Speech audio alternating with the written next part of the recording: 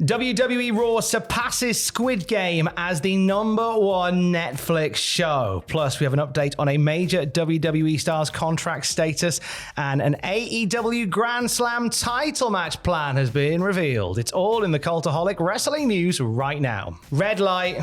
Green light. Oh, everybody take a shot. Yeah. No, I knew what you were doing there. You knew I was doing the old Squid Game thing from off of the Squid Game, which is no longer the best show on Netflix. Or the #1 show on Netflix. Best show. Forbes, not anymore. Worst show now. Forbes has reported that WWE has been a huge success in its Netflix debut, now surpassing Squid Game Season 2 as the #1 show on the platform. And while Squid Game set recording viewing numbers. So record viewing, I should have said. While Squid Game set record viewing numbers for the arrival of the second season, and will no doubt continue to grow as well, no show was expected to unseated from this top spot for a long time. And then Monday night happened, and Raw surpassed it. And Wrestling! Come on! We are back! None of your fiction.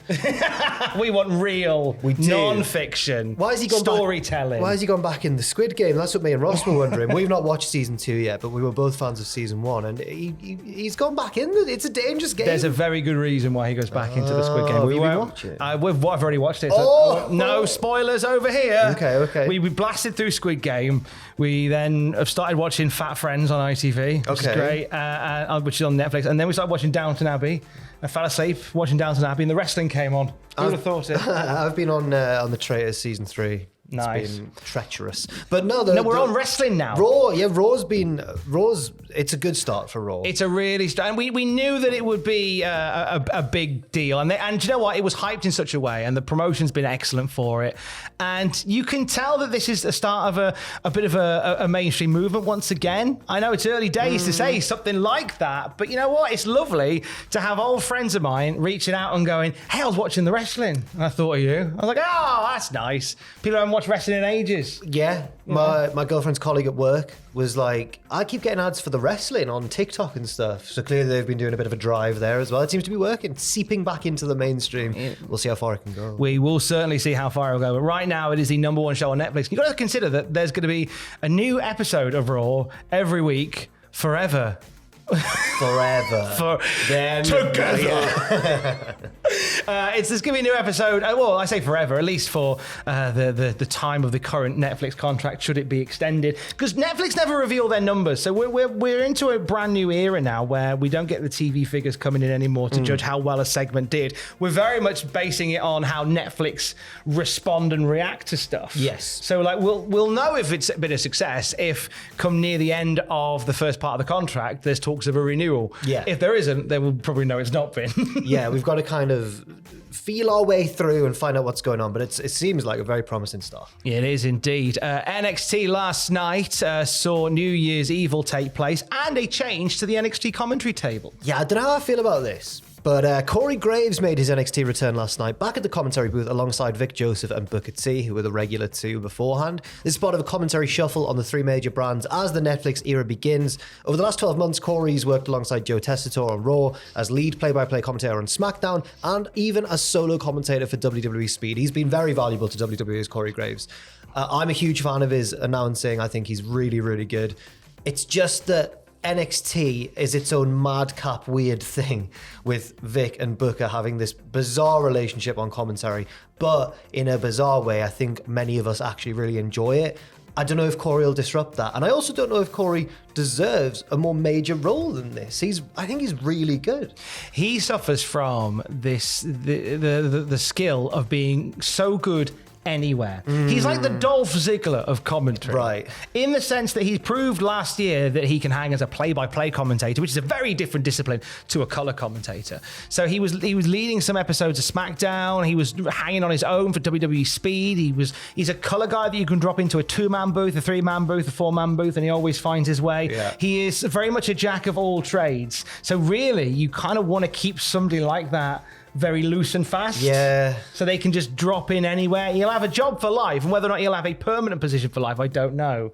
But when you think of someone like that, you can just literally put in any role. You want to keep him on the books in some way. Yeah, I hope he's okay with this development, and I hope that he kind of is able to fit in with the already very cluttered airspace that Vic and Booker enjoy over there on NXT. He might end up being the salve between those two, because they have been getting quite tetchy with one another. It's been going on for so long. This might be someone that breaks the sexual tension. It might very well be. We saw The Rock on NXT last night. Another name backstage was CM Punk. PW Insider saying that he was at the NXT tapings in LA. He's around NXT quite a lot, to be fair. He is. He seems to have a very keen eye on the development in NXT and a hand in, I assume, dishing out advice and that sort of thing. I think a photo has since emerged as well of him with a very glum-looking Roxanne Perez and Cora Jade, and he's looking all happy and smug, and they're looking all sad because she's not a women's champion anymore. I think when Shawn Michaels decides to hang up the Chef Whites, I think CM Punk might be somebody that could potentially don the hat. Yeah, I need that now, really. Yeah, Shawn Michaels is far more out there than CM Punk, because we've seen a show that we suspect CM Punk had a lot of influence in the direction of with the early days of AEW Collision, which I personally enjoyed. NXT is like a fever dream in comparison, and I'd be very interested to see whether CM Punk could ground it a little bit and have some. Well, there are storylines in NXT, but some that don't feel like free jazz, maybe. But no, it's nice that Punk's involved with that. It seems as though his early promises when he came back to WWE of being involved, being more selfless, I guess, being more interested in the development of the younger wrestlers and stuff. So far, he seems to be living up to that, at least on the surface. CM Punk back in WWE now over a year. Speaking of people that came back low key recently, Sheamus. Low key? Oh, sorry. Low key's back. You should always be ready for a low key story, but there isn't one today. Sorry, lads. But Sheamus, who came back in comparatively a low key manner, yes, to WWE. And has just been in the mix with the Intercontinental title, a belt that he's destined to win. He's got to win it now. It's the only one. It's anything he's not done. Anything he hasn't thinged yet. We have an update on his status with the company. Yes, he appeared on Insight with Chris Van Vliet and gave an update on his status and also revealed where he stands contract-wise. Sheamus said, "I just signed a new 5-year deal. I'll go until the wheels fall off me. I could do it until physically I can't anymore. I love what I do. There's plenty of time to sit back and read a book and just watch TV." I think that's really good news. He seems very happy and that's what he wants to do and everything. I just worry that they're going to tease us with this IC title thing enough times and then he'll sustain an injury or he'll fall off that cliff that Father Time's undefeated and all that sort of stuff, and he'll never get there. I think just give him it at some point, but it has led to some excellent matches already with that inherent tension. So I'm happy to see Sheamus stick around. He's really blossomed even to a higher level later on in his career. I'll tell you who is blossoming at the moment. That rookie sensation in AEW, Toni Storm. She's got a lot of promise to her. So much potential. Yeah, I think so too. Although I watched that recent update vlog thing she did where she's talking about, I'm just a classic ribber backstage. I'm known for a few pranks. And I think she took those too far.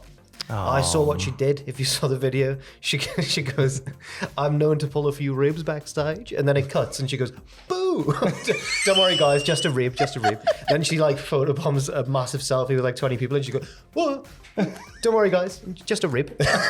She's great. She is wonderful, and this is an intriguing proposition. So Tony Khan announced next week's Dynamite is going to pay host to a women's gauntlet match. The winner getting a women's world title match against Mariah May at Grand Slam Australia. Australia being the key word there. Many are already speculating that plucky young ribber Toni Storm could be going all the way in the gauntlet, and could we get the Mariah May Toni Storm match at Grand Slam Australia? I think it's, I don't say this lightly, I think it's the only way they can go and should go. Sometimes the obvious thing is the best thing, and I think this is very much one of those cases. No need for swerves here.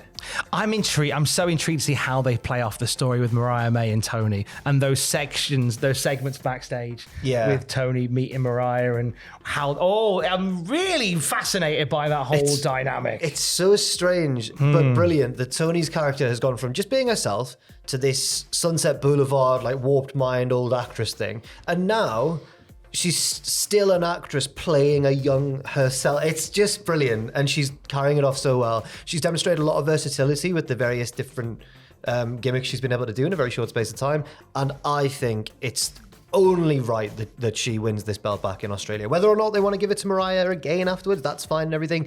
But if you want a big moment in Australia, it has to be Toni Storm. Also confirmed for next week's show, Jon Moxley putting the AEW World title on the line against the winner of tonight's men's Casino Gauntlet match, Jeff Jarrett. Well, yeah. Bree woo intensifies. You know what? Crowd Bree wooing. Would you even be against that? Jarrett brings an emotion to his matches that, you just can't teach. I think he's still very authentic and very good and everything. But I saw a lot of people turn on this Death Rider storyline after the main event of the last pay-per-view, the 4-way match, because it was a bit of an underwhelming match and the setup to the match seemed a bit lazy and stuff. I'm not ready to give up on the Death Riders yet, because I think everything they've done has been fantastic. I just think it's the booking that may have let them down in recent months. But I'm still really enjoying Moxley's character and most of his matches and stuff. So I think we keep this going for quite some time. I just don't think they know where they're going to go. And that's the fear that I've got. There isn't a clear out for the Death Riders saga. I think there is one, and I think he wears lovely face paint and is a little blonde man. That's what I think. Oh, that's right. Kazani. Yeah, Kazani. He's back. Twitch.tv/Cultaholic from 6 p.m. GMT. Yeah, I mean, when the swans fly. I got a bit down in the last video today, earlier on, the last news video, when I realised that we don't win a lot of games. But I've brought myself round, and I think maybe this could be the week that we maybe turn things around and win some more games. That is the optimism that we need. Come on. It's do or die. It's Squid Game. It's do or die. It is Squid Game or Monday Night Raw. The other number one show on Netflix. I know what's number one on my planet, and it's currently Fat Friends. For the very latest wrestling news at any time, of course, you can check out cultaholic.com. Stay safe. Love you. Bye. I hate the wheel with Michael McIntyre. I hate the wheel. Oh, that's rubbish. I just want the questions. And he weighs so much. He milks it a lot. I like him. He's fine. McIntyre's fine. He's a great lad. Been off the wheel concept. Wheel off. Wheeler Yuta. That's wrestling. That's right.